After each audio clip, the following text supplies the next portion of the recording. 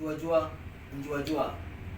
Saya Lambok Fernando Siombing SPD selaku Ketua Umum Pemuda Batak Bersatu ingin menyikapi kejadian persekusi atau pengrusakan warung Ibu Lamria Guru Manulang yang ada di Batangkuis.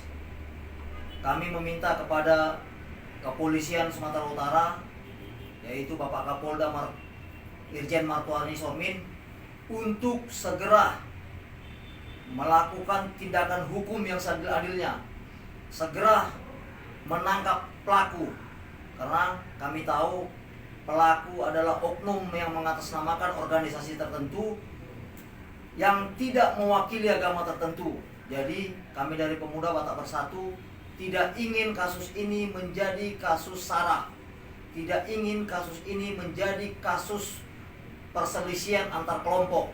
Untuk itu kami meminta kepada penegak hukum melakukan tindakan yang seadil-adilnya dan tidak takut untuk melakukan tindakan.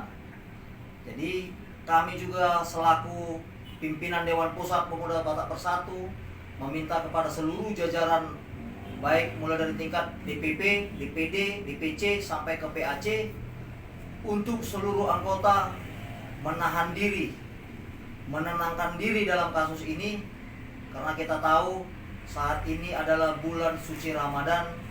Mari kita hargai, mari kita hormati saudara-saudara kita beragama Muslim yang sedang menjalankan ibadah puasa. Untuk itu sekali lagi, mari kita berjabat tangan, mari kita bergandeng tangan, mari kita satukan jiwa kita, kita bentuk toleransi di negara Republik Indonesia ini.